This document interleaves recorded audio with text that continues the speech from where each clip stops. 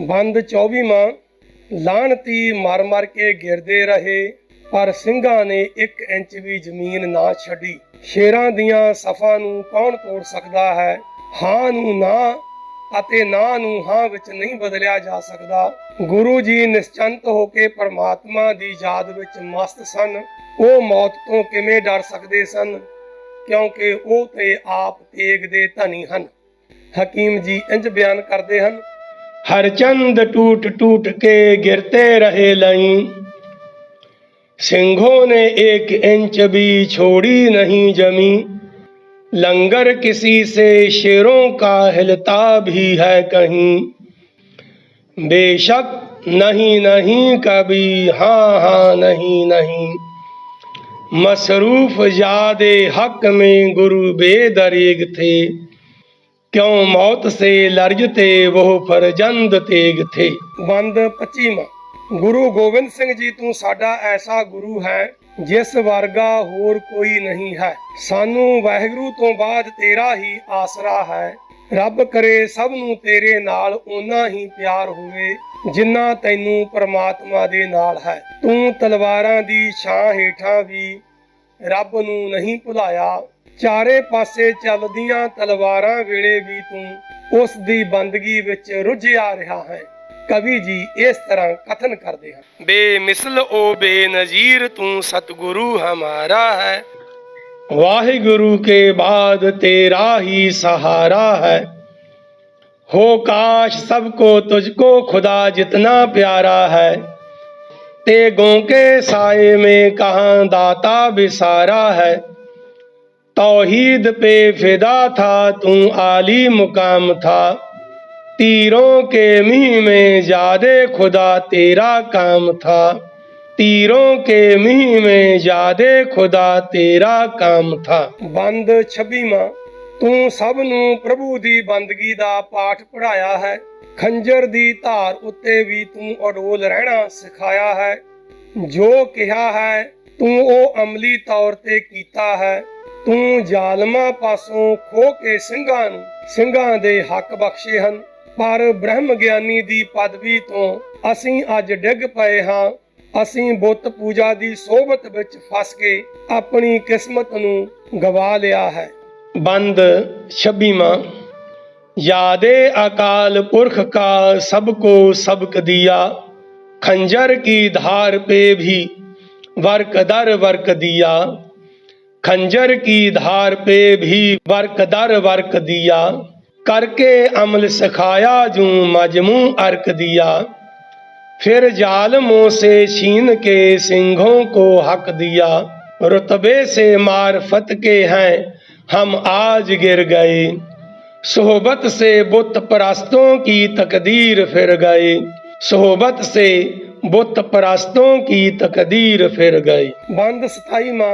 ਗੱਲ ਕੀ ਗੁਰੂ ਜੀ ਜਦੋਂ ਬੰਦਗੀ ਕਰ ਚੁੱਕੇ ਤਾਂ ਉਹਨਾਂ ਨੇ ਆਪਣੇ ਪੁੱਤਰਾਂ ਤੋਂ ਪੁੱਛਿਆ ਕਿ ਚਾਰੇ ਪਾਸੇ ਸ਼ੋਰ ਕਿਉਂ ਹੋ ਰਿਹਾ ਹੈ। ਚਾਰੇ ਨੇਕ ਪੁੱਤਰਾਂ ਨੇ ਹੱਥ ਜੋੜ ਕੇ ਅਰਜ਼ ਕੀਤੀ ਤੇ ਸਾਰੀ ਖਬਰ ਸਤਿਗੁਰੂ ਜੀ ਨੂੰ ਕਹਿ ਸੁਣਾਈ।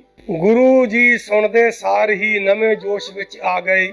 ਬੰਦਗੀ ਵਾਲੀ ਗੱਦੀ ਤੋਂ ਉੱਠ ਕੇ ਉਹਨਾਂ ਨੇ ਤਲਵਾਰ ਚੁੱਕ ਲਈ। ਹਕੀਮ ਜੀ ਇੰਜ ਬਿਆਨ ਕਰਦੇ ਹਨ। फारिग इबादतों से गर्ज के हुए गुरु, पूछा जे शहजादों से क्यों गुल है 4 सू। फरमाए हाथ बांधवो चारों ही नेक खू, सब वाकया बयां किया सतगुर के रूबरू। सुनते ही जिसको आपके तेवर बदल गए, गद्दी से उतरे तेग उठाई संभल गए। गद्दी से उतरे तेग उठाई संभल गए। बंद 28वां।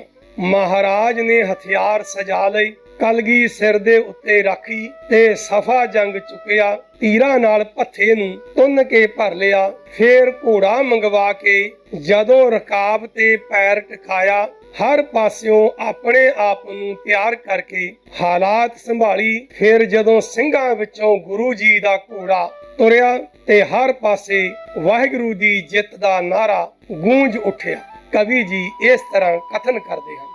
असला सजाए कलगी लगाए तबर लिया, तीरों से खूब ठोंस के तरकश को भर लिया।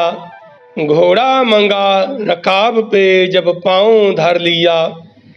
काबू आना को थाम के एक देव कर लिया।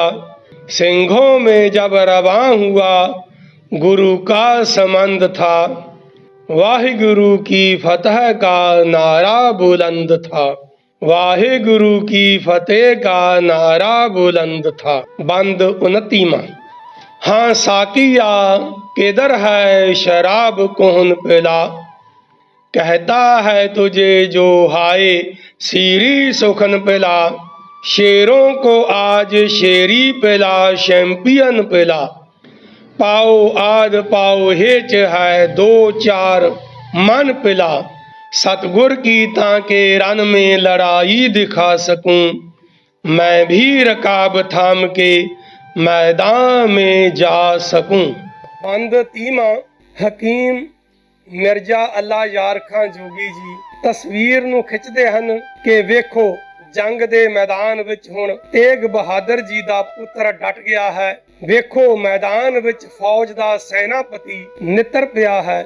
ਸੱਜੇ ਹੱਥ ਵਿੱਚ ਤਲਵਾਰ ਹੈ ਅਤੇ ਖੱਬੇ ਹੱਥ ਵਿੱਚ ਢਾਲ ਹੈ। ਇੰਜ ਲੱਗਦਾ ਹੈ ਕਿ ਜਿਵੇਂ ਸੂਰਜ ਦੇ ਸਿਰ ਤੇ 14ਵੀਂ ਦਾ ਚੰਨ ਹੋਵੇ ਤੇ ਢਾਲ ਤਲਵਾਰ ਵੀ ਹੋਵੇ। ਜਦੋਂ ਮਹਾਰਾਜ ਨੇ ਤਲਵਾਰ ਨੂੰ ਹਿਲਾਇਆ ਤਾਂ ਇੰਜ ਲੱਗਿਆ ਜਿਵੇਂ ਬਿਜਲੀ ਚਮਕ ਗਈ ਤੇ ਡਰਦੀ ਮਾਰੀ ਦੁਸ਼ਮਣ ਦੀ ਫੌਜ ਕੰਬ ਗਈ। कवि जी इस तरह कथन करते हैं। वह देखो रन में तेग बहादुर का लाल है। वह देखो रन में सरवर फौजे अकाल है। तलवार दस्त रास्त में चप में ढाल है। सूरज के सिर पे बदर भी है और हलाल है। शमशीर जब हिलाई तो बिजली चमक गई। शमशीर जब हिलाई तो बिजली चमक गई। दहशत से सारी फौज उदू की दबक गई। बंद 31वां। ਜਿਉਂ ਹੀ ਦਸ਼ਮੇਸ਼ ਪਾਤਸ਼ਾਹ ਜੀ ਨੂੰ ਦੁਸ਼ਮਣ ਨੇ ਵੇਖਿਆ ਤਾਂ ਦੁਸ਼ਮਣ ਵਿੱਚ ਘਬਰਾਹਟ ਪੈਦਾ ਹੋ ਗਈ। ਨਾਜ਼ਮ ਘਬਰਾ ਕੇ ਬੇਚੈਨ ਹੋ ਗਿਆ। ਆਪਸ ਵਿੱਚ ਉਹ ਕਹਿ ਰਹੇ ਸਨ ਕਿ ਜਦੋਂ ਵੀ ਗੁਰੂ ਦੀ ਤਲਵਾਰ ਚੱਲੀ ਹੈ ਤਾਂ ਇਹ ਹਜ਼ਾਰਾਂ ਦਾ ਸਿਰ ਲੈ ਕੇ ਹੀ ਫੇਰ ਮਿਆਨ ਵਿੱਚ ਪਈ ਹੈ। ਜੇ ਆਪਣੀਆਂ ਜਾਨਾਂ ਦੀ ਖੈਰ ਚਾਹੁੰਦੇ ਹੋ ਤਾਂ ਇਕੱਠੇ ਹੋ ਕੇ ਗੁਰੂ ਨੂੰ ਘੇਰਾ ਪਾ ਲਵੋ। ਆਪਣੀ ਜਾਂਦੀ ਕਿਸਮਤ ਨੂੰ ਵਾਪਸ ਪਲਟਾ ਲਵੋ। हकीम जी इंज बयान करते हैं। सतगुर को देख पड़ गई दुश्मन में खलबली।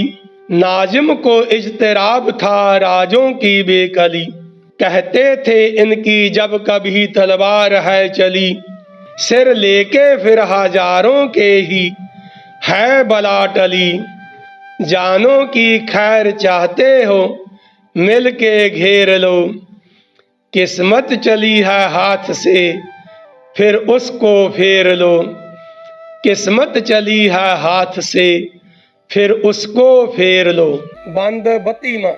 नाजिम दी ਗੱਲ ਸੁਣ ਕੇ ਸਾਰੇ ਹੀ ਦੁਸ਼ਮਣ ਗੁਰੂ ਜੀ ਉੱਤੇ ਟੁੱਟ ਪਏ ਤੇ ਇੰਨਾ ਭਾਰੀ ਹਮਲਾ ਕੀਤਾ ਕਿ ਧਰਤੀ ਵੀ ਕੰਬ ਗਈ। ਜੇ ਇਸ ਵਕਤ ਰੁਸਤਮ ਵੀ ਸਾਹਮਣੇ ਹੁੰਦਾ ਤਾਂ ਯਕੀਨ ਨਾਲ ਕਿਹਾ ਜਾ ਸਕਦਾ ਹੈ ਕਿ ਉਹ ਵੀ ਹੈਰਾਨ ਰਹਿ ਜਾਂਦਾ। ਪਰ ਸਤਿਗੁਰੂ ਜੀ ਘੇਰੇ ਵਿੱਚ ਆ ਕੇ ਵੀ ਬਿਲਕੁਲ ਨਹੀਂ ਘਬਰਾਏ। ਕੱਲੀ ਢਾਲ ਨਾਲ ਹਜ਼ਾਰਾਂ ਦੁਸ਼ਮਣਾਂ ਦੇ ਵਾਰਾਂ ਨੂੰ ਰੋਕਿਆ ਤੇ ਜਦੋਂ ਤਲਵਾਰ ਸਤਿਗੁਰਾਂ ਨੇ ਚੁੱਕ ਲਈ ਤਾਂ ਦੁਸ਼ਮਣ ਫਿਰ ਕਤਾਰਾਂ ਬੰਨ ਕੇ ਨੱਸ ਪਏ। ਇਸ ਦ੍ਰਿਸ਼ ਨੂੰ हकीम जी इंज बयान करते हैं। सुनकर ये बात टूट पड़े मिलके अहल की। हमला किया वो सख्त के थर्रा गई जमीन। हो जाता जेर इस घड़ी रुस्तम भी बिल यकीन। कारगाह में आके सतगुरु घबराए तक नहीं। एक ढाल पे हजारों के रोके हजार वार। तलवार जब उठाई तो भागे कतारवार। 33वें बंद अंदर ਅੱਲਾ ਯਾਰ ਖਾਂ ਜੋਗੀ ਜੀ ਆਖਦੇ ਨੇ ਕਿ ਸਾਰੇ ਦੁਸ਼ਮਣ ਗੁਰੂ ਜੀ ਬਾਰੇ ਕਹਿ ਰਹੇ ਸੀ ਕਿ ਗੁਰੂ ਤਾਂ ਲੋਹੜੇ ਦਾ ਲੜਾਕਾ ਹੈ ਜਿਸ ਨੂੰ ਲੜਾਈ ਦੇ ਸਾਰੇ ਦਾ ਪੇਚ ਆਉਂਦੇ ਹਨ ਤੇ ਦਾ ਪੇਚ ਸਾਰੇ ਗੁਰੂ ਨੂੰ ਉਚੇਚੇ ਤੌਰ ਉੱਤੇ ਯਾਦ ਹਨ। ਜੇ ਦਸ਼ਮੇਸ਼ ਪਾਤਸ਼ਾਹ ਜਦੋਂ ਗੱਦੀ ਉੱਤੇ ਬੈਠੇ ਹੁੰਦੇ ਹਨ ਤਾਂ ਉਦੋਂ ਸੁਲ੍ਹਾ ਚਾਹੁੰਦੇ ਨੇ ਤੇ ਲੜਾਈ ਵੇਲੇ ਫਿਰ ਉਹ ਲੋਹੜੇ ਦੇ ਲੜਾਕੇ ਬਣ ਜਾਂਦੇ ਹਨ। ਇਹ ਤਾਂ ਰੱਬ ਦੇ ਬੰਦੇ ਬਾਦਸ਼ਾਹਾਂ ਤੋਂ ਵੀ ਵੱਧ ਚੜ ਕੇ ਹਨ। ਅਸੀਂ ਤਾਂ ਸਮਝਦੇ ਸੀ ਕਿ ਪਲਾਂ ਛਿੜਾਂ ਦੇ ਵਿੱਚ ਗੁਰੂ ਗੋਬਿੰਦ ਸਿੰਘ ਜੀ ਨੂੰ ਫੜ ਲਵਾਂਗੇ, ਪਰ ਇਹ ਤਾਂ ਅੱਜ ਇਮਤਿਹਾਨ ਵਿੱਚ ਬੱਬਰ ਸ਼ੇਰ ਸਾਬਤ ਹੋਏ ਹਨ। ਲੜਾਈ ਦੇ युद्ध ਦੇ ਇਸ ਦ੍ਰਿਸ਼ ਨੂੰ कवि जी इस तरह कथन कर कहने लगे गुरु तो जियाले बला के हैं, सब दाओ घात जाद इन्हें फन बगा के हैं। गद्दी पे सुलह कुलह तो रन में लड़ा के हैं, बढ़ चढ़ के बादशाहों से बंदे खुदा के हैं। हम तो समझ रहे थे पकड़ लेंगे आन में, हम तो समझ रहे थे पकड़ लेंगे आन में। साबित हुए ये शेर मगर इम्तिहान में। जंग दे जौहर नाल सतगुरु दशमेश पातशाह जी ने पहाड़ी राजपूतां दी ना करा दित्ती। ਇਹ ਸੋਚ ਮੁਗਲਾਂ ਨੇ ਆਪਣੇ ਅੰਦਰ ਉੱਠੇ ਹੋਏ ਜਜ਼ਬਾਤ ਤੇ ਬਲਬਲੇ ਠੰਡੇ ਕਰ ਲਏ। ਗੁਰੂ ਜੀ ਨੇ ਆਪਣੀ ਤਲਵਾਰ ਦੇ ਐਸੇ ਜੌਹਰ ਵਿਖਾਏ ਕਿ ਮੁਰਦਿਆਂ ਦੇ ਪਲਾਂ ਛਿਨਾਂ ਵਿੱਚ ਢੇਰ ਲਗਾ ਦਿੱਤੇ। ਜਿਹੜੇ ਬਾਹਰੋਂ ਪਹਾੜੀ ਰਾਜੇ ਮੁਗਲਾਂ ਨਾਲ ਆਏ ਸੀ, ਗੁਰੂ ਦੀ ਚੜ੍ਹਤ ਨੂੰ ਦੇਖ ਕੇ ਪਛਤਾ ਰਹੇ ਸੀ। ਇਸ ਦ੍ਰਿਸ਼ ਨੂੰ ਹਕੀਮ ਮਿਰਜ਼ਾ ਅੱਲਾ ਜਾਰ ਖਾਨ ਜੋਗੀ ਰਹਿਮਾਨੀ ਦੱਖਣੀ ਇੰਜ ਕਥਨ ਕਰਦੇ ਹਨ। ਬੰਦ 34ਵਾਂ। सतगुर ने राजपूतों के छक्के छुड़ा दिए, मुगलों के बलबले भी जो थे सब मिटा दिए। दुश्मन को अपनी तेग के जौहर दिखा दिए, कुश्तों की एक आन में पुश्ते लगा दिए। राजा जो चढ़ के आए थे बाहर पहाड़ से, पछता रहे थे जी में गुरु की लताड़ से। ਬੰਦ 35ਵਾਂ। ਜਿਉਂ ਹੀ ਹਜ਼ੂਰ ਨੇ ਵੇਖਿਆ ਕਿ ਦੁਸ਼ਮਣ ਸਿਮਟ ਗਏ ਹਨ ਤੇ ਅੱਗੇ ਵਧਣ ਦੀ ਥਾਂ ਡਰਦੇ ਹੋਏ ਪਿੱਛੇ ਨੂੰ ਹਟਣ ਲੱਗ ਪਏ ਹਨ, ਅੱਡੀ ਲਾ ਕੇ ਮੈਦਾਨ ਵਿੱਚ ਡਟ ਕੇ ਡਰਾਕਲਾਂ ਨੂੰ ਉੱਚੀ ਆਵਾਜ਼ ਵਿੱਚ ਪਾਤਸ਼ਾਹ ਬੋਲੇ ਕਿ ਤੁਸੀਂ ਹੁਣ ਪਿੱਛੇ ਨੂੰ ਕਿਉਂ ਮੁੜ ਪਏ? ਜੰਗ ਵਿੱਚ ਆਵੋ ਤੇ ਆਪਣੇ ਲੜਨ ਦੇ ਅਰਮਾਨ ਕੱਢ ਲਵੋ। ਤੁਸੀਂ ਆਪਣੇ ਵਾਰ ਮੇਰੇ ਉੱਪਰ ਕਰ ਚੁੱਕੇ ਹੋ, ਹੁਣ ਮੈਂ ਵਾਰ ਕਰਨਾ ਹੈ ਤੇ ਤੁਸੀਂ ਮੇਰੇ ਵਾਰ ਨੂੰ ਸੰਭਾਲਣਾ ਹੈ। युद्ध ਦੇ ਇਸ ਦ੍ਰਿਸ਼ ਨੂੰ ਹਕੀਮ ਸਾਹਿਬ ਇੰਜ ਬਿਆਨ ਕਰਦੇ ਹਨ। ਦੇਖਾ ਜੋ यूं ही हाजूर ने दुश्मन सिमट गए, बढ़ने की जगह खौफ से नामर्द हट गए। घोड़े को एड़ दे के गुरु रन में डट गए, फरमाए बुजदिलों से कि तुम क्यों पलट गए। अब आओ रन में जंग के अरमान निकाल लो, तुम कर चुके हो वार हमारा संभाल लो, तुम कर चुके हो वार हमारा संभाल लो। ਦੁਨੀਆ ਭਰ ਵਿੱਚ ਵਸਦੇ ਸੰਗੀਤ ਪ੍ਰੇਮੀਆਂ ਨੂੰ ਸ੍ਰੀ ਬੋਧਰਾਜ ਅਰੋੜਾ ਮਿਊਜ਼ਿਕ ਕਾਲਜ ਲੁਧਿਆਣਾ ਦੀ ਸਮੁੱਚੀ ਟੀਮ ਵੱਲੋਂ ਅਤੇ ਮੇਰੇ ਵੱਲੋਂ ਪਿਆਰ ਭਰੀ ਸਤਿ ਸ੍ਰੀ ਅਕਾਲ, ਆਦਾਬ, ਨਮਸਕਾਰ।